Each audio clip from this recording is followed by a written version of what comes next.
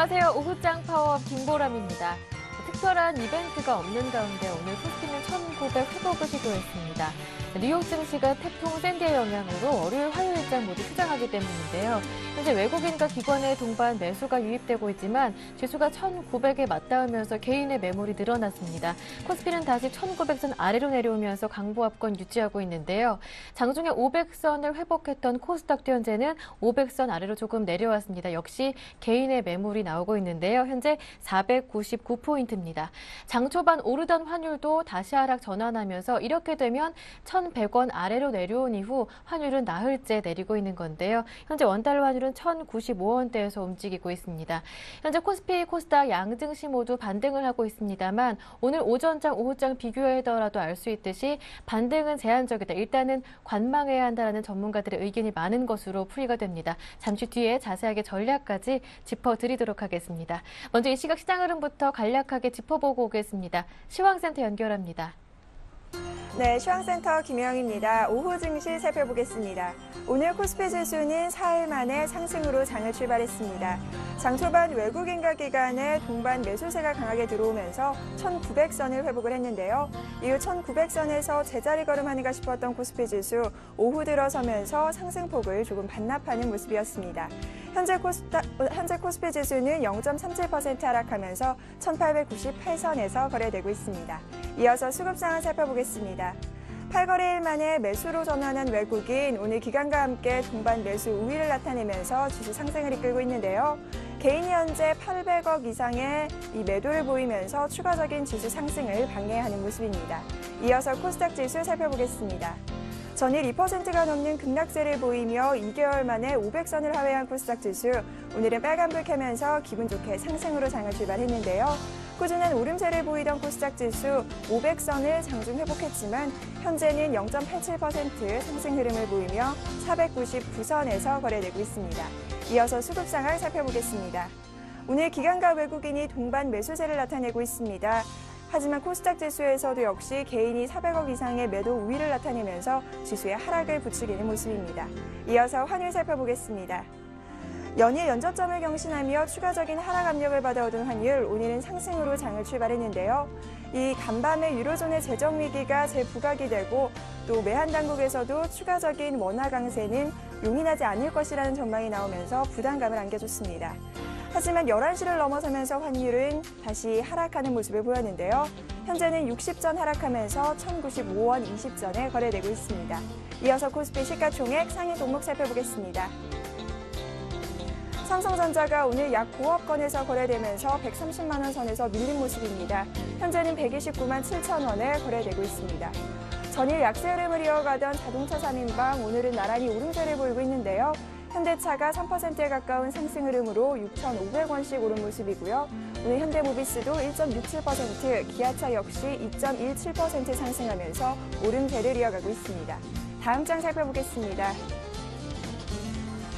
현재 한국전력이 1% 이상의 상승 흐름을 보이며 주당 300원씩 오른 모습입니다. 오늘 현대중공업은 약 9억 건에서 거래가 되고 있고요. SK하이닉스는 4분기 실적에 대한 이 기대감이 더해지면서 현재 1.45% 상승 흐름을 이어가고 있습니다. 이어서 코스닥 시가총액 상위 종목 살펴보겠습니다. 대장주인 셀트리온이 오늘 1.55% 상승하면서 현재 26,250원에 거래 중입니다. 파라다이스 역시 2.51% 상승 흐름을 보이면서 18,350원에 거래되고 있는데요.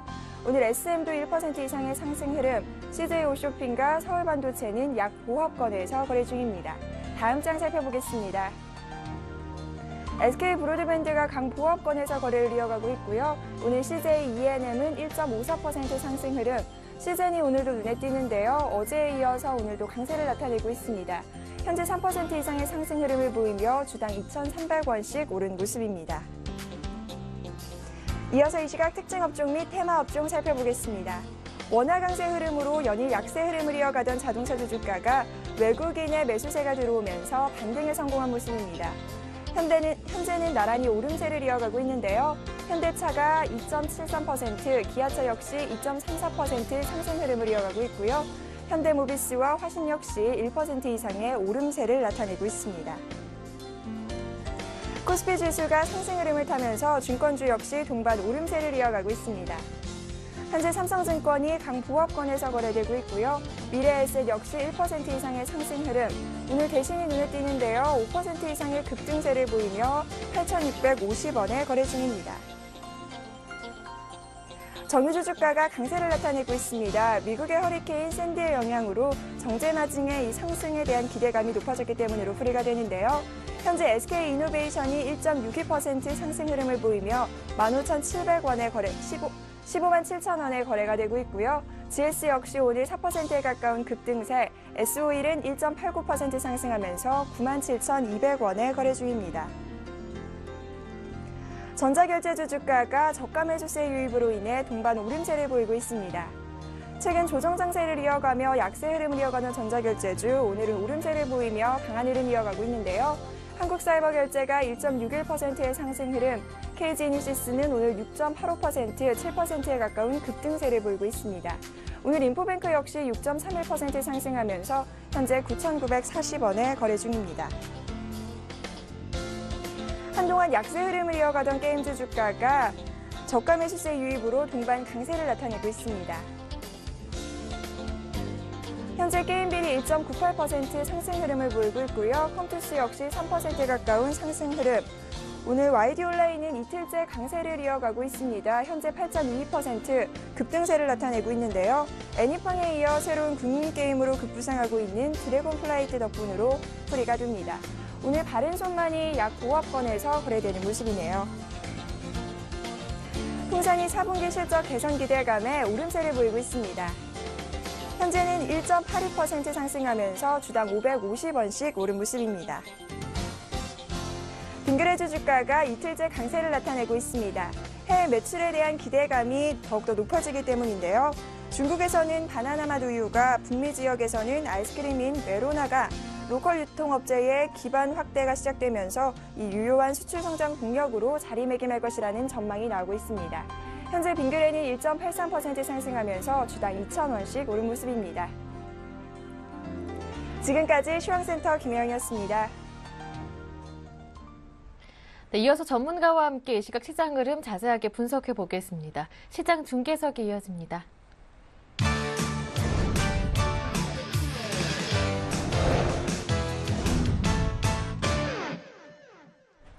네, 샘플러스 김영근 전문위원과 함께합니다. 안녕하세요. 네, 안녕하세요. 오늘 양시장 반등하면서 코스피는 1,900, 코스닥은 500 회복을 시도 중인데요. 하지만 외국인과 기관의 매수가 유입되고는 있지만 일정 부분에서 정체되는 모습을 보이는 것 같습니다. 수급 특징부터 짚어보겠습니다. 예, 그렇습니다. 오늘 일단은 시장의 흐름은 반등이라고 이렇게 좀 표현을 좀 해야 될 것 같습니다. 외국인 기관의 매수가 좀 유입이 됩니다만, 외국인도 최근 오랜만에 좀 매수를 해주는 그러한 모습이긴 합니다만, 매수의 강도 자체가 좀 약하기 때문에 일단 좀 반등을 보여주는 이러한 흐름이라고 좀 판단을 해야 될 것 같고, 거의 대부분의 전업종의 흐름들 자체가 다 거의 다 반등이라고 봐야 될 것 같습니다. 반면에 이제 강했던 제약주 중에서는 약간 조정이 나오는 종목도 있고, 음식료와 제약주 중에서는 조정이 나오는 종목도 있습니다만, 대부분의 어떤 반등의 흐름, 코스닥 쪽도 마찬가지죠. 그래서 지금 시장의 흐름, 일단 업종별로 한번 살펴보자면, 외국인 같은 경우 오늘 좀 운수장비 쪽에 대한 매수를 좀 해주고 있는 모습이죠. 자동차 쪽에 대한 매수가 좀 유입이 되고 있는 걸로 판단이 들고요.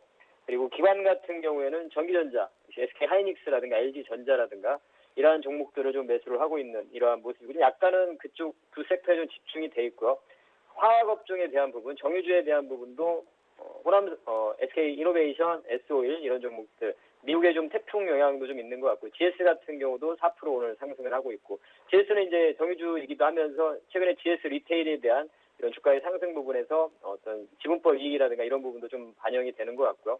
그리고 이런 화학업종의 기관 외국인들의 이런 동반 매수세에 의해서 화학업종도 좀 강한 흐름을 보여주고 있고, 반등 정도의 수준이라고 좀 보여집니다. 건설 같은 경우도 오늘 외국인 기관이 같이 좀 동반 매수를 하면서 현대건설을 위시로 해서 좀 강한 흐름이 나타나고 있는데요.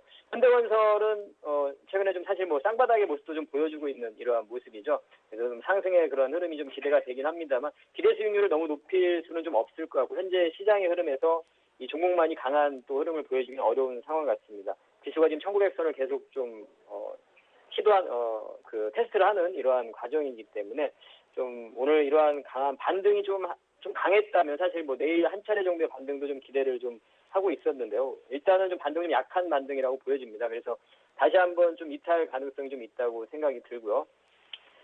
지금 최근에 시장의 흐름을 보자면 좀 이러한 생각이 좀 드는데요. 코스피 쪽의 지수가 1900선을 좀 이탈하게 되면 이 코스닥도 상당히 좀 급락을 하게 되는 그런 모습이 나타나죠. 우리가 이틀 전에 코스피 쪽이 1900선이 이탈될 때 코스닥 쪽의 흐름을 보자면 2%가 넘게 거의 2.5% 정도 하락하는 그런 모습들이 나타났죠. 전일 같은 경우에도 코스피가 1900선을 좀 이탈하는 이런 흐름, 상승 출발해서 회복이 됐다가 다시 이탈되면서 코스닥은 또 급락하는 그런 흐름들이 나타나고 있습니다. 오늘 같은 경우 1900선을 좀 회복하면서 코스닥도 다시 한 번에 500선을 돌파를 좀 시도한 500선 시도를 하는 이러한 흐름이 좀 나타나고 있죠. 그래서 이 부분을 좀 봤을 때 우리가 코스닥을 좀 떼놓고만 생각할 수는 좀 없을 것 같은데요. 코스피 시장에서의 1900선이 좀 지지가 되고 지켜줘야지만이 이러한 종목별로의 흐름도 좀 나타난다. 이러한 좀 판단이 좀 들고요. 만약에 코스피 시장에서 1900선 이탈되고 하락하는 흐름이 나타날 때는 코스닥도 역시나 좀 버텨내지 못하는 이러한 흐름이라고 좀 판단이 들고 있습니다. 종목별로의 흐름도 계속 짧게 그런 트레이딩 관점을 말씀드리는 이유가 이러한 지속성을 좀 보여주기 어려운 시장이기 때문에 1900선을 계속 지켜주지 못하는 이러한 흐름이 나타나기 때문에 그러한 부분을 좀 말씀드리는 겁니다. 그래서 현재 시장의 흐름에서는 코스피 쪽에 이 1900선을 지켜주는지 이러한 부분들이 상당히 좀 중요한 부분인 것 같고요.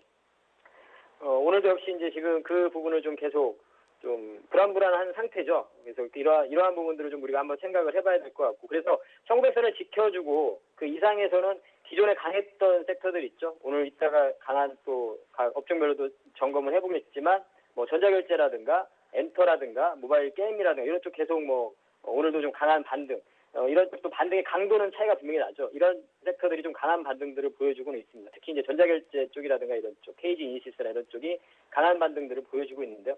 그래서 이러한 섹터들 트레이딩이 가능하고 대신에 1900이 이탈이 돼버리고 코스피가 내려가 버린다면 코스닥도 좀 약한 흐름이 나타날 거라고 생각이 들고요. 그때는 각 종목별로의 이 흐름도 좀 트레이딩하기에도 좀 부적절하지 않나 이런 판단이 듭니다.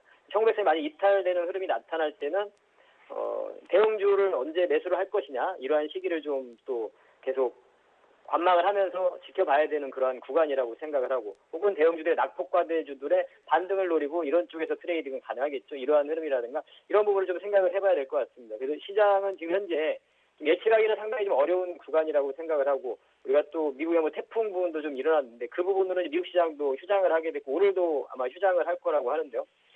이런 자연재해도 또 예기치 못한 이러한 변수도 생기고 있고, 이 부분도 상당히 피해가 크다면 분명히 또 시장에 또 영향을 줄 거라고 생각을 합니다. 그래서 미국의 대선 또 이러한 부분 또 영향이 있기 때문에 일단 대선 전까지 계속 그 부분을 좀 유지를 하고 싶습니다. 현금에 대한 부분, 적극적인 어떠한 계속 매수에 가담을 한다기보다는 일정 부분 계속 현금을 좀 유지를 하면서 좀 관망을 하면서 말씀드리는 섹터에서의 이러한 트레이딩 이런 부분이 좀 가능하지 않나. 오늘 특징 업종을 말씀을 드리면 일단 건설주가 좀 실적 개선 기대라든가 이런 부분으로 현대건설에 해당이 되는 거죠. 이러한 흐름들이 좀 나타나고 있고 나머지 업종들은 좀 반등의 그러한 수준이라고 생각을 하고요. 자동차 같은 경우도 일단은 좀 기술적인 반등이라고 봐야 될 것 같습니다. 오늘 한 3% 정도 이상 현대차, 기아차가 강한 반등, 외국인들의 수급에 의해서 좀 반등이 나타났고, 그리고 정유주 같은 경우 아까 말씀드린 데 미국 태풍 영향, 경제마진의 상승의 기대 이런 부분으로 좀 단기적인 그런 흐름인 것 같고, 전자결제주도 일단 오늘 강하게 트레이딩 관점에서는 항상 말씀드리는 그러한 섹터죠. 성장성은 분명히 지속이 되고 있다는 이러한 부분, KG 이니시스라는 종목 이 부분 계속 좀 말씀을 드리고 싶고요. 그리고 한국사이버결제라든가 KG 이니시스, 그리고 엔터라든가 모바일 게임주 같은 경우도 계속 성장의 지속 부분과 이러한 섹터에서는 계속 트레이딩이 가능하다. 그리고 파라다이스 같은 카지노 업체도 오늘 강한 반등이 나타나고 있죠. 그래서 현재 강한 섹터들은 여전히 강한 흐름이고, 오늘 제약주라든가 음식료가 약간의 조정이 나오지만 이러한 섹터들 여전히 추세적인 부분은 좀 이상이 없는 이러한 흐름입니다. 그래서 시장은 아직까지는 어느 쪽으로 딱 우리가 베팅을 하기에는 좀 어려운 구간이라고 생각을 하고요. 결정을 하기에는 좀 어려운 구간이라고 생각을 합니다. 그래서 이러한 계속 반등을 노리면서 트레이딩을 한다든가 강한 종목들이 상승을 했다 조정이 나왔을 때 반등을 노리는 트레이딩 혹은 대형주 쪽에서 낙폭과대의 이러한 트레이딩, 반등을 노리는 이러한 쪽이 좀 가능하다고 생각을 하고 있습니다.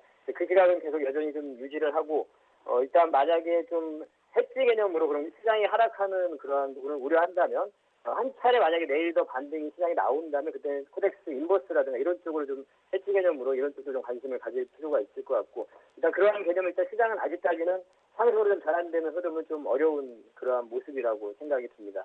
그래서 일단 그 전략적인 부분은 그대로 현금 비중 50% 정도 계속 좀 유지를 하고 좀 공격적인 투자자라면 현금을 한 30~40% 정도를 유지를 하면서 나머지 비중으로 계속 좀 이런 트레이딩은 계속 가능한 것 같습니다. 대신에 트레이딩이 가능한 섹터는 계속 반복되는 그 섹터들 있죠. 강했던 이러한 섹터들 이쪽에서 좀 하시기를 바라겠고 뭐 대형주 쪽에서는 건설이나 지금 자동차나 이런 것도 계속 좀 관심은 가지고는 있습니다만 적극적으로 막 매수하기에는 사실은 좀 뭐 위험한 그러한 구간이라고 생각을 합니다. 그러한 구간이라는 부분은 다시 한번 좀 말씀을 드리고 시장은 좀 이렇게 정리를 좀 해드리도록 하겠습니다.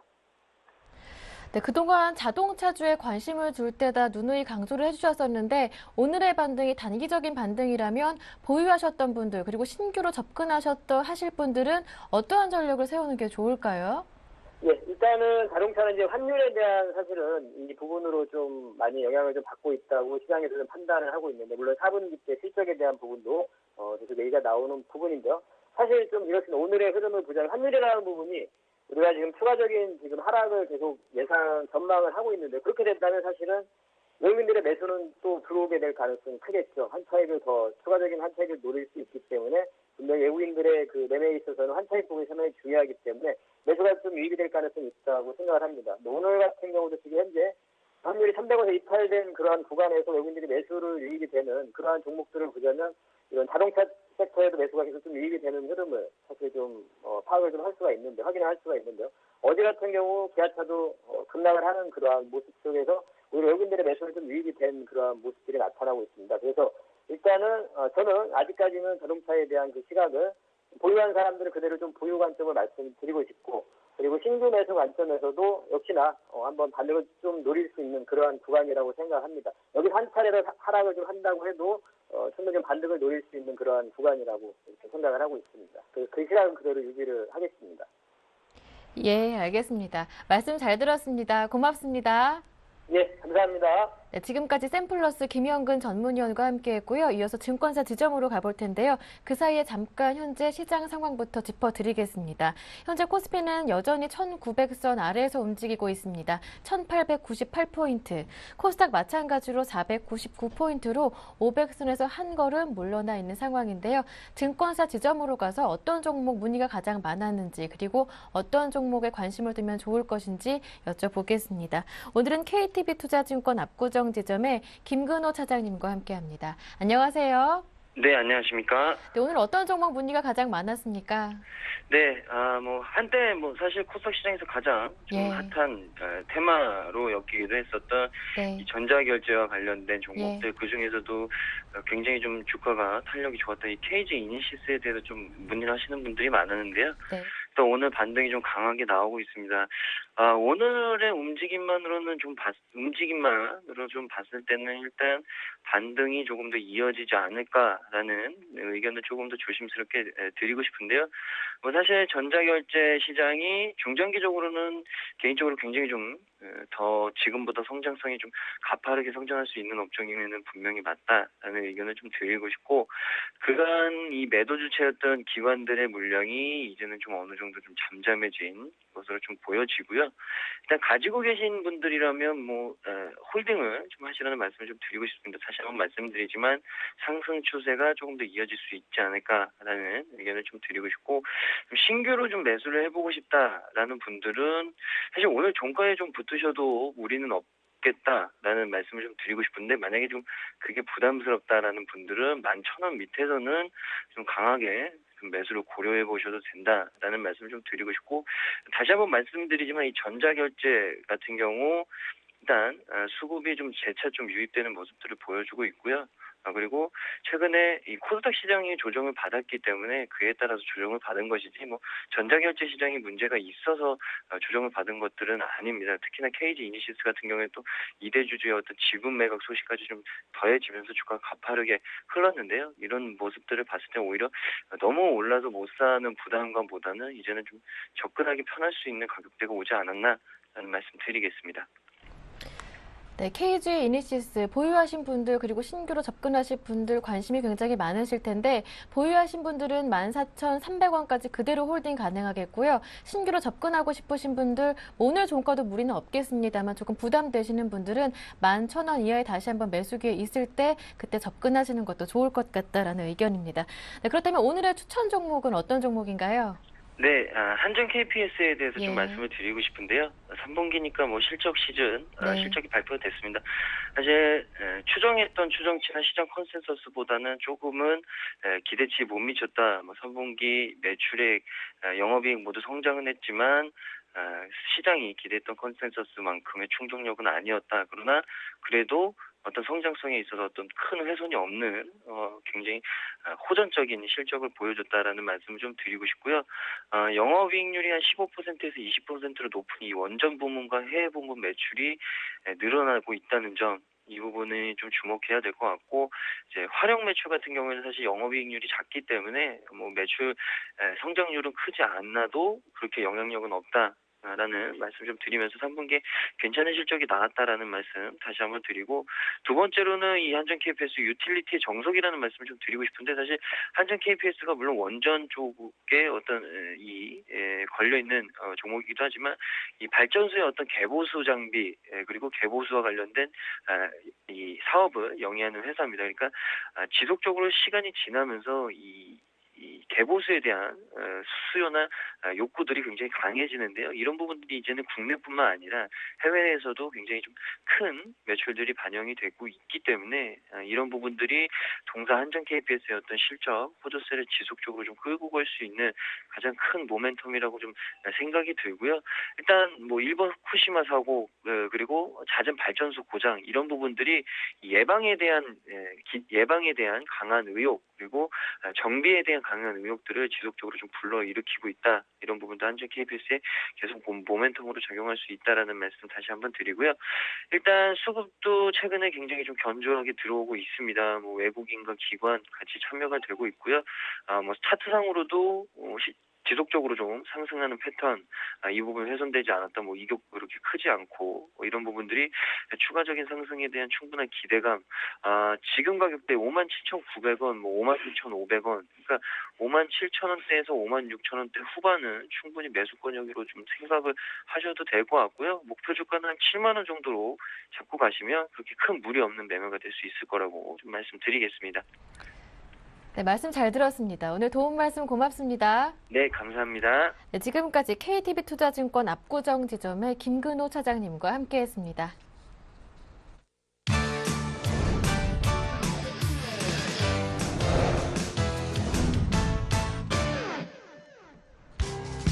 허리케인 샌디의 영향으로 뉴욕 증시가 오늘도 휴장합니다. 뉴욕 증권거래소는 어제와 오늘 이틀 동안 휴장하기로 했다며 상황이 허용된다면 내일 개장할 계획이라고 밝혔습니다.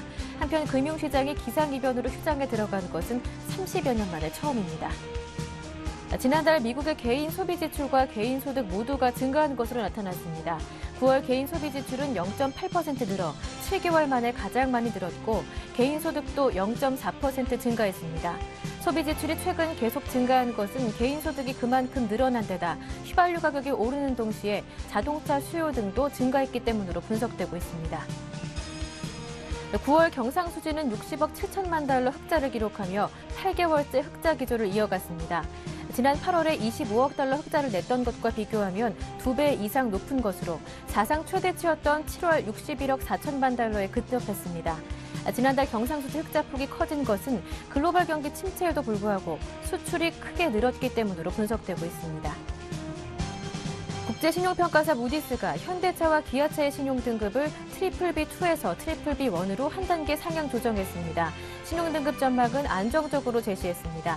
무디스는 신용등급 상향은 재무구조와 수익성, 브랜드 인지도 등에서의 지속적인 개선을 반영한 것이라고 설명했습니다. 네, 보다 자세한 내용은 여의도로 가서 들어보겠습니다. 오늘은 삼성증권 투자전략센터 투자정보팀의 김용구 연구원과 함께합니다. 연구원님 안녕하세요. 예, 안녕하십니까.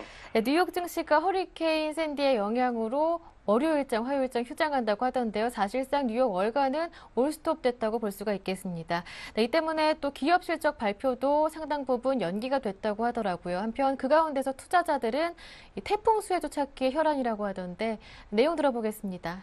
예, 그 2005년 이제 카트리나 당시에 이제 트라우마로 이제 샌디의 경제적 영향에 대한 우려가 이제 글로벌 증시의 불확실성 요인으로 작용하고 있는 상황입니다. 그 샌디는 이제 초속 35m급의 이제 그 1등급 태풍으로 그 강풍과 폭우를 동반할 것으로 보이고 그 초속 75m의 이제 5등급 태풍이었던 카트리나의 사실상 절반 수준밖에는 안 되고 있는 모습입니다. 근데 카트리나가 이제 해양 유정이나 그리고 주요 항만 그리고 산업단지 등이 몰려 있는 그 멕시코만 일대를 강타했던 거와는 달리 이제 샌디는 이제 주요 지역을 이제 통과하지 않는다라는 부분에서 경제적 피해는 좀 제한적으로 바라볼 수 있겠습니다. 한 50억에서 한 100억 불 정도의 어떤 피해를 예상하고 있는데 GDP 기준으로 한 0.1%포인트 감소시킬 것으로 예상되고 있습니다. 하지만 이제 즉각적인 어떤 재건 수요가 유입되기 때문에 경기 부양에는 오히려 반대로 이제 긍정적으로 작용할 수 있는 여지가 있습니다. 그리고 이제 에너지 산업에 대한 피해가 없기 때문에 어떤 유가 변동이나 이러한 부분으로 이제 한국 경제에 미치는 영향 역시 좀 제한적일 것으로 좀 판단하고 있습니다. 네, 그리고 미국은 다음 주 대선을 앞두고 있습니다. 7일 정도 앞두고 있는데 오바마, 롬니 두 후보의 경쟁률이 거의 박빙 승부를 이어가고 있다고 하더라고요. 누가 이기느냐 승부를 넘어서 두 후보의 수혜 종목들 가운데 교집합을 조금 찾을 수 있을까요? 예, 그 11월 6일 그 각 주별로 배정된 이제 선거인단 선출로 이제 미국의 신임 대통령 선거가 실질적으로 결정될 예정입니다. 그 민주당 오바마 대통령과 이제 공화당 롬니 후보 간에 이제 치열한 각축전을 벌이고 있고 그 결과는 사실상 뭐 뚜껑을 열어봐야 알 것 같습니다. 근데 과거 사례를 이제 살펴보면은 이제 선거는 항상 이제 정책 변화를 야기했고 그리고 이는 주식시장의 이제 업종이나 종목별 수익률 차별화에 커다란 영향을 미쳤습니다. 이제 클린턴 행정부 당시에 이제 IT 업종이 부각되었었고 그리고 이제 부시 집권기에는 에너지 섹터, 그리고 오바마 행정부에서는 어떤 그 자동차 등의 경기 소비재 섹터가 시장에 주목을 많이 받았는데요. 각 정파마다 이제 공약사항은 상이하지만 공통 과제는 이제 일자리 창출과 경기 부양이라는 점을 좀 주목해 볼 필요가 있겠습니다. 그러니까 차기 행정부는 이제 일자리 창출 효과가 큰 이제 제조업을 이제 가장 먼저 지원할 수밖에 없다고 판단하고, 그러니까 이는 어떤 우리나라 기계 그리고 기계 장비 업체의 수혜로 연결될 수가 있습니다. 아울러 이제 주택 경기 개선에 따른 이제 소비 활성화의 어떤 수혜주들, 거기다가 이제 셰일가스 개발에 따른 에너지 그리고 유틸리티 업종들의 어떤 전반적인 수혜가 기대되고 있습니다. 네, 이렇게 미국의 대선도 외국인의 수급을 불안하게 하는 요인 중에 하나지만 환율도 마찬가지입니다. 원화 강세가 외국인들의 차익 욕구를 자극하고 있는데 오늘 다시 하락하면서 1,100원 아래로 내려온 이후 나흘째 내리고 있거든요. 앞으로 원달러 환율 전망 어떻게 보십니까? 예, 그 유럽 재정위기 진정과 그리고 이제 미 연준의 QE3의 시행, 거기에 아울러서 이제 한국의 국가신용등급 향상 등이 더해지면서 그 원화 강세가 계속되고 있는 상황입니다. 그 원달러 환율은 이제 13개월 만에 처음으로 일단은 1,100원 선 이탈을 하였고, 그리고 이에 이제 그 수출 둔화 가능성 등이 이제 좀 불거지면서 좀 금융시장 전반으로 이제 우려의 목소리가 커져가는 상황인데요. 그러니까 저희는 이제 원달러 환율을 올 연말까지는 한 1,075원 그리고 내년 말까지는 한 1,050원 수준으로 전망하고 있습니다. 그러니까 이는 이제 유럽 금융시장이 그 22의 OMT 시행으로 당분간 안정 상태를 유지할 수밖에 없다라고 판단하고, 그리고 이제 QE3 외에 이제 미국에서 이제 추가적인 어떤 부양 수단이 선거 전후로 구체화될 수 있다라고 보기 때문에 원화의 어떤 강세 기조는 당분간 계속될 것이라고 판단합니다. 근데 하지만 미국 경제가 이제 구조적으로 회복세를 그리고 있는데 이 부분은 이제 중장기적으로 달러 가치의 어떤 회복으로 연결될 수밖에 없다라고 보고 있고, 그리고 이제 선진국의 디레버리징 기조는 이제 신흥국 유동성 감소로 연결될 수밖에 없기 때문에 원화의 어떤 초강세 전환은 나타나지 않을 것이다라고 판단합니다. 또한 이제 우리나라 경우에는 이제 내수 부분이 이제 취약한 상황이기 때문에 원화 강세가 좀 디플레 국면으로 유발할 수 있다라는 부분에서 그 원화의 초강세 전환은 가능성이 낮다라고 좀 보고 있습니다. 네, 끝으로 오후장 투자 전략 간략하게 들어보겠습니다. 지수가 1900선인데 밸류에이션 매력은 커지고 있다고 하지만 아직 수급이 조금 불안해서요. 투자 전략 어떻게 세워볼까요? 예, 그 미국의 이제 QE3와 그리고 22의 OMT 등 이제 완화적 통화 정책의 영향력이 이제 그 유동성 장세 현실화로 연결되지 못했었고, 그리고 이제 글로벌 경기 둔화가 이제 심화된과 동시에 그 3분기 기업 실적 부진의 이제 영향으로 이제 코스피가 1900선 이탈하는 좀 부진한 모습을 보이고 있습니다. 저희는 이제 1900선을 하야하는 것을 이제 일시적인 상황으로 판단하고 있는데요. 그러니까 이는 이제 한국의 분기별 GDP 성장률이 이제 3분기를 저점으로 이제 4분기 중 회복세로 전환될 것이라고 판단하고, 그리고 이제 MSCI 코리아 12개월 선행 지표들을 이제 검토해 보면은 이제 그러니까 PER이 이제 8.16배, PB가 한 1.05배에 해당할 만큼 밸류에이션 메리트가 상당히 부각되고 있는 국면입니다. 따라서 한 11월 6일 미국 대선과 그리고 8일 중국 지도부 교체 등을 지나면서 이제 그간 시장 압박했었던 정치적 불확실성이 많이 감소할 거다라고 보고 있고요. 3분기 실적 부진에 대한 어떤 우려 역시도 그 연말 미국 쇼핑 시즌 개막되면서 일단락될 것으로 좀 기대하고 있습니다. 따라서 이제 현 시점에서 이제 어떤 막연한 우려를 갖는 것보다는 지수 1900포인트 이하에서는 이제 주식 비중을 좀 적극적으로 좀 확대할 필요가 있지 않느냐라고 바라보고 있습니다. 이상입니다. 네, 지수 1900 이하에서는 비중 확대 기회다라는 말씀 들어봤습니다. 오늘 도움 말씀 고맙습니다. 예, 감사합니다. 네, 지금까지 삼성증권의 김용구 연구원과 함께했습니다.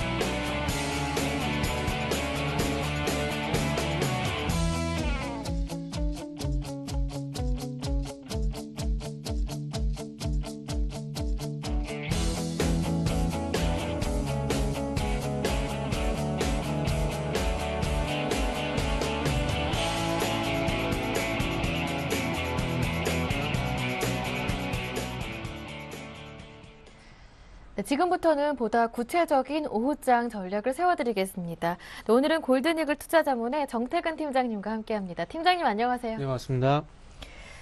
네, 오늘 양시장 모두 반등을 하고 있습니다. 이제 추세적인 반등은 아닐 것이다라는 의견도 많은 것 같고, 오히려 지금은 주식 비중을 확대해야 하는 기회다라는 말하고 말씀하시는 분들도 많은 것 같은데, 정태근 팀장님은 어떻게 보시는지요? 네, 일단은 저는 네. 아래쪽으로 좀 손을 들어주고 싶네요. 예. 아래쪽 손을 들고 싶은데, 일단은 수급적인 부분, 어떤 업종, 기술적인 부분을 말씀드리는 게 더 도움이 되시겠지만, 아무래도 대외적인 변수에 관한 부분들을 좀 말씀드려야 될 것 같아요. 일단은 유로존, 미국존 얘기를 안 할 수가 없을 것 같은데요. 네. 어떤 정책적인 불안감이라든지, 그리고 어떤 시장의 어떤 경기 우려감을 완화시켜 줄 수 있을 만한 그런 부분들이 아무래도 미국의 대선이 끝나고 난 뒤에 지금의 어떤 대선 후보, 오바마가 되시든지 아니면 롬니가 되든지 이 두 분이 되고 난 뒤에 어떤 정책이 나오고 어떤 정책들이 또 시장에 영향을 미칠지에 대한 분석이 마무리가 돼야지 좀 시장이 올라갈 것 같습니다. 그 유로존 얘기도 좀 빼놓고 할 수는 없을 것 같은데요. 유로존 같은 경우에도 이런 부분을 좀 보셔야 될 것 같아요. 일단은 어쨌든 22 국채 매입을 한다고 공언은 했습니다. 하지만 중요한 건 언제 어떻게 할 것인지 네. 것인지에 대한 얘기는 아직 나오지가 않았다는 부분이 될 수가 있겠죠.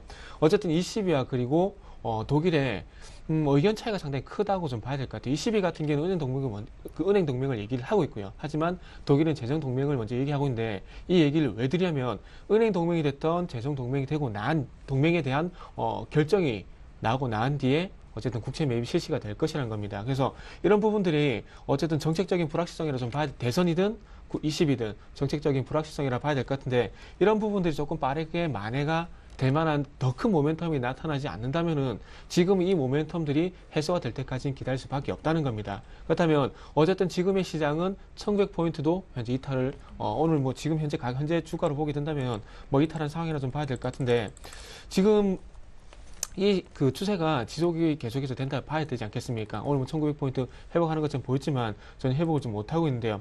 그렇다면은 이 아래쪽으로 향하는 힘이 계속해서 지속이 된다고 본다면은 1840포인트, 뭐 1900, 제 견해로는 주봉상 1890포인트를 이탈하게 된다면은 아무래도 1840포인트까지는 추가적인 하락이 좀 있지 않겠나 생각을 하고 있고요. 그리고 외국인 현물 쪽도 뭐 추가적으로 말씀을 좀 드려보게 된다면 이런 부분을 좀 말씀드리고 싶어요. 환율이 지금 현재 계속해서 지속적으로 강세를 보여주고 있는데 이 부분이 어떤 우리나라 펀더멘탈이라든지 기업 실적이라든지 이런 대외 어떤 그 거시경제 부분이 개선이 된 게 아니라는 겁니다. 유로라든지 달러가 상대적으로 약세를 보이다 보니까 여기에 대한 어떤 상대적인 강세로 영향을 미친다는 겁니다. 우리나라 원화가 기축통화라면 이렇게 걱정할 필요 없겠죠. 하지만 우리나라 원화는 기축통화인 달러와 그리고 유로 쪽에 영향을 받기 때문에 이런 현상이 조금 발생을 한다고 좀 보시면 될 것 같습니다. 그래서 이런 뭐 결론적으로 환율이든 뭐 주가든 주식시장이든 이 부분들이 어쨌든 대외 변수들이 조금 만회가 돼야지 좀 시장이 우상향을 할 수 있는 그런 여건을 좀 마련하지 않겠나 이런 부분들을 좀 말씀 한번 드려보고 싶습니다. 네, 일단 1890선 주봉상 지지가 안 된다면 1840까지 밀릴 수도 있을 것이다 말씀해 주셨는데 앞서 어떤 전문가께서는 코스피가 1900을 지지하지 못한다면 코스닥 흐름도 장담하지 못한다 말씀해 주셨거든요. 최근 급락해서 좀 걱정이 많으실 텐데 코스닥 흐름은 어떻게 예상하시나요? 일단 코스닥 같은 경우에는 네. 그런 부분을 좀 보시면 될 것 같아요. 일단은 지금 현재 잘 보세요. 지금 코스피 대형주, 그러니까 즉 우리나라 시가총액 상위 종목들, 대규모 큰 대기업들이 어떤 실적은 큰 폭으로 개선해서 개선이 되고 있습니다. 하지만 중요한 건 지금 중소기업들의 실적은 그만큼 대기업의 실적만큼 받쳐주지 못한다는 부분들이 가장 큰 영향을 보시면 될 것 같아요. 어떤 대기업의 어떤 실적 그리고 그거 받쳐주는 수주를 하고 있는 중소기업들까지 동반적으로 수주가 이루어지게 되면서 실적이 큰 폭으로 증가가 된다면은 같이 가줄 겁니다. 하지만 2009년 5월 이후에 주봉상 봤을 때 545포인트를 돌파하지 못하고 있는데 그때마다 테마주가 강세를 보이게 되면서 540포인트를 접근한 것이지 어떤 코스닥 기업들 전체적인 어떤 실적 호전이라든지 수급이 호전이 돼서 올라간 것이 아니라는 겁니다. 그래서 네. 좀 큰 그림을 그려보게 된다면 중소기업들도 대기업과 마찬가지 큰 폭의 실적 개선세가 이루어져야지 우상향을 같이 갈 수 있는 그런 그림이 나올 수가 있는 부분이고요. 그리고 지금 현 상태를 한번 말씀을 드려보자면은 지금은 어쨌든 이런 부분을 봐야 되겠죠. 자, 코스닥 시장 같은 경우는 어쨌든 최근에 코스피 시장이 좀 주춤하게 되면서 대안시장으로 부각이 됐었습니다. 하지만 네. 경기 둔화 우려감이 시장 전체적으로 그리고 우리나라 경제에 영향을 미치게 된다면 코스닥도 여기에 대해서는 피해갈 수가 없다는 부분이 될 수가 있겠죠. 그래서 어떤 건전한 조정이 나오게 된다면 코스닥 시장이 강세를 보일 수 있겠지만은 지금은 전체적으로 봤을 때 경기 둔화 우려감에 대한 부분들이 크게 반영이 되고 있기 때문에 이 부분이 이제는 코스피에서 코스닥 쪽으로 옮겨가고 있다 이렇게 보시면 될 것 같아요. 그래서 마찬가지로 그런 부분도 옮겨가고 있고 그리고 장기적으로 어떤 저항이 되고 있는 545포인트에 대한 어떤 돌파 여부가 쉽지 않다는 부분들을 다시 한번 확인했다. 이렇게 좀 생각을 하시면 좀 도움이 되실 것 같습니다. 예, 알겠습니다. 그리고 관심 종목들을 몇 종목 꼽아주셨더라고요. 이 얘기도 한번 들어볼게요. 종목부터 소개해드리자면 LG생활건강, 동양생명, 인프라웨어, 아바코인데요. 예. 일단은 저도 오늘 종목을 좀 고민을 많이 했는데 예. 일단은 제가 눈에 띄는 종목이 인프라웨어, 동양생명, LG생활건강 그리고 아바코 이 네 종목이 좀 보이더라고요. 그래서 아바코를 할까 LG생활건강을 할까 동양생명을 할까 상당히 고민을 많이 했는데 일단 LG생활건강 같은 경우에는 상당히 지금 현재 계속해서 우상향을 하고 있는 종목입니다. 그러니까 이전에 KTNG라는 종목과 유사하게 계속해서 우상향을 하고 있는데 LG생활건강 같은 경우에는 영업이익이 매년 10% 계속해서 증가를 하고 있는 회사입니다. 그렇기 때문에 그만큼 실적으로 움직이는 부분을 봐야 될 것 같은데 일단 이 부분은 어떤 변동성이 크지 않기 때문에 일단 아바코 쪽으로 조금 옮겨봤습니다. 그래서 오늘 관심주 같은 경우에는 네 종목을 말씀드렸지만은 마지막으로 말씀드린 종목은 일단 아바코라는 부분들을 좀 먼저 말씀드려보고 싶어요. 그래서 지금 아바코 외에도 그리고 지금 포트에 있는 종목 외에도 LG생활건강 그리고 동양생명, 인프라웨어 이 종목은 포트 외에 어떤 관심이 있으시다면은 충분히 접근을 해봐셔도 큰 무리가 없지 않겠나 이런 부분도 좀 덧붙여보고 싶습니다. 네, 앞서 정태근 전문가님께서 시장 전망에 대해서 아래쪽으로 조금 무게를 실겠다 하시면서 앞으로 당분간은 시장 상황이 불안하다 하시면서도 관심 종목으로 꼽아주신 종목이 네 종목이죠. LG생활건강과 동양생명, 인프라웨어 그리고 아바코까지인데 이 가운데 가장 추천하시는 종목은 아바코라고 말씀해 주셨어요. 네. 자세하게 조금 더 들어보겠습니다. 네, 일단 아바코 같은 경우는 LG 디스플레이와 상당히 예. 연관성이 있는 종목인데요. 최근에 LG 디스플레이가 상당히 조금 강하게 움직여주고 있습니다. 그래서 LG 디스플레이 같은 경우 LG 디스플레이가 상당히 연관성이 있는데 아바코 같은 경우에는 지금 현재 LG 디스플레이 쪽으로 LCD라든지 그리고 LED 장비 수주업체라 보시면 될 것 같아요. 그래서 아래쪽에 그 수주업 하위 조달업체라 보시면 될 것 같은데 네. 자 일단 LCD 쪽에 어떤 모멘텀이 있긴 하지만 자 LG 디스플레이가 3분기 때 LCD 판매량이 전분기 대비해서 한 7% 증가를 했어요. 그래서 여기에 대한 어떤 장비 수주에 대한 모멘텀 좀 있을 것 같은데 이 부분보다는 앞으로 어떤 자회사 상장이라든지 그리고 LG 디스플레이의 OLED 쪽 투자 쪽을 한번 말씀 좀 드려보고 싶어요. OLED 밸류체인에 속하는 핵심 장비 업체인데 지금 그 AMOLED 생산 라인의 M2가 지금 현재 파주에 증설이 돼 있는데 여기가 어떤 투자가 지금 현재 그 OLED TV가 올해 연말에 나올 것이라는 얘기가 나왔는데 다시 한번 내년 상반기로 넘어갔습니다. 그렇다면 어쨌든 OLED TV 쪽으로 장비 수주가 됐을 때 대규모 수주가 이 회사 쪽으로 있을 수가 있다는 겁니다. 그리고 아바카 외에도 DMS라는 종목도 마찬가지고요. 그리고 그리고 자회사 신규 상장에 대한 부분인데요. 지금 현재 아바코도 LG 디스플레이가 15% 정도 지분을 갖고 있습니다. 근데 이번에 아바코 자회사죠. 아바텍이라고 신규 상장을 할 건데 마찬가지로 LG 디스플레이가 현재 20% 넘는 어떤 지분을 보유를 하고 있습니다. 이 회사 같은 경우에 이 회사가 현재 가공하고 있는 디스플레이용 LCD 패널이 애플의 지금 현재 아이패드 그리고 미니 아이패드 쪽으로 지금 현재 태블릿 PC 현재 사용이 되고 있습니다. 그래서 애플 수혜자라는 부분도 좀 보시면 될 것 같은데 현재 그 LG 디스플레이가 실적도 물론 있지만은 애플 쪽의 수혜가 예상이 되게 되면서 상당히 강하게 올라가고 있습니다. 그렇다면은 자회사가 상장하게 된다면은 마찬가지 자회사의 어떤 애플 수혜로 인한 우상향도 충분히 가능하다는 좀 결론도 좀 나올 것 같아요. 그래서 일단은 어떤 그 바닥 탈출에 대한 부분들을 이런 어떤 모멘텀으로 앞으로의 어떤 가능성을 가지고 한번 접근을 해보면은 좀 괜찮은 종목이 아닌가 좀 생각이 들고 있습니다. 그래서 차트만 좀 보면서 대응 포인트를 좀 잡아보도록 하겠습니다.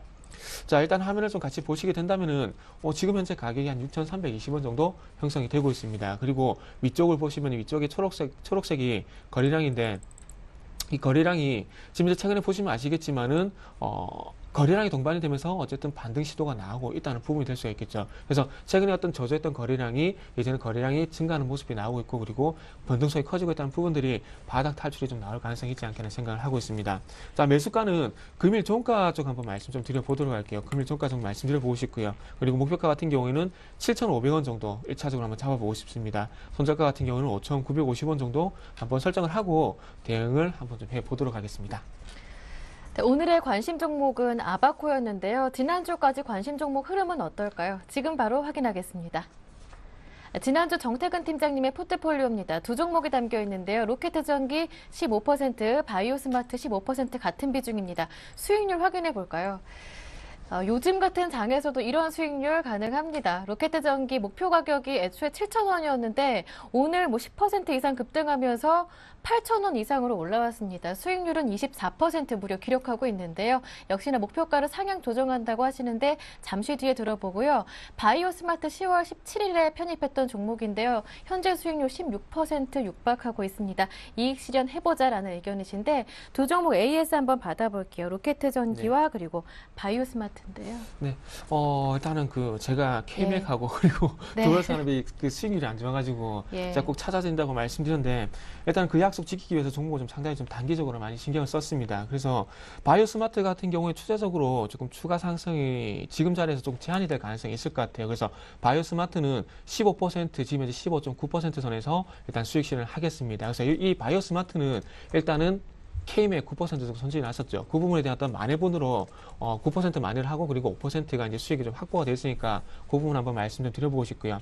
그 로켓전기 같은 경우에는 두얼 산업이 한 19% 정도 손실이 났는데 거기에 대해서 조금 만회를 할 수 있는 종목이라 좀 볼게요. 그래서 지금 그 19%하고 지금 24%의 수익이 나면서 지금 만회가 됐는데 어쨌든 이 부분 같은 경우 추세가 좀 전에 보여드렸던 그 바이오스마트보다 괜찮기 때문에 좀 더 추가적으로 한번 가져가 보면서 수익률을 좀 더 극대화를 해보도록 하겠습니다. 목표 가격이 어느 정도라고요? 네, 오늘 또 수정을 했는데 8,050원에 수정했는데 또 도달을 해버렸다고요. 예, 그래서 맞아요. 일단 높게 잡고 더 높게 잡고 일단 9,300원에 일단은 목표가 설정을 했습니다. 그래서 일단 추세를 보고 추가적으로 더 갈 것 같으면 더 갖고 가겠지만은 9,300원이 도달을 안 했는데 조금 주춤 하게 된다면은 조금 네. 단기적으로 수익 실현하는 쪽으로 말씀 한번 좀 드려보도록 할게요. 네, 목표 가격이 9,300원이라고 들었었는데요. 네, 롯데전기는 일단 9,300원 상향 조정하고요. 그리고 바이오스마트는 이쯤에서 좀 수익 실현하는 쪽으로 말씀 좀 드려보도록 하겠습니다. 그리고 아바코 조금만 더 말씀드린다면 예. 아바코가 이제 차트가 좀 바닥입니다. 바닥이기 때문에 투자 기간을 2개월 정도에서 손절가만 이탈하지 않다면 좀 장기적으로 가져가는 그런 전략을 좀 말씀 좀 드려보도록 할게요. 네, 축하드립니다. 이런 장에서도 이런 놀라운 수익률이 가능하대 먼저 인사를 드렸어야 하는데, 네, 그럼 오늘 아바코까지 담긴 최종 포트폴리오 지금 정리해드리겠습니다. 네, 수익 실현하셨죠? 바이오스마트는 수익 실현하시면서 그 자리를 아바코가 차지를 했는데요. 로켓전기 현재 비중은 그대로입니다. 15% 비중으로 그대로 끌고 가시고요. 오늘 관심 종목이었던 아바코는 20% 비중으로 들고 가보자 하십니다. 현금 비중은 현재 65%고요. 전략 다시 한번 정리해 드릴게요. 네, 로켓전기 이미 수익률은 24%입니다. 하지만 목표가를 상향 조정해보자 하셨었죠. 오늘 중간에 8,000원으로 상향 조정하셨는데 오늘 다시 목표가를 도달을 했었거든요. 그래서 더 목표가를 높게 잡아서 9,300원으로 주셨고요. 오늘 새롭게 편입하는 아바코는요. 오늘 종가로 접근 가능하겠습니다. 목표 가격은 7,500원 그리고 손절 가격은 5,950원 주셨으니까 여러분 모두 전략 꼼꼼하게 참고해 보시기를 바랍니다. 네, 지금까지 골든이글 투자자문의 정태근 팀장님과 함께했습니다. 말씀 잘 들었습니다. 고맙습니다. 감사합니다. 현재 다시 코스피가 1,900을 회복한 상황입니다. 1,901포인트로 어제보다는 10포인트 정도 올라와 있고요. 코스닥은 아직 500은 못 미치고 있는데요. 499포인트, 어제보다 4.8포인트 정도 올라와 있네요. 잠시 뒤 이어지는 오늘장, 내일장도 함께 하시면서 어려운 요즘 시장, 현명한 대응 전략 모두 추려보시기를 바랍니다. 저는 내일 오후 1시에 다시 오겠습니다. 함께 해주신 여러분 고맙습니다.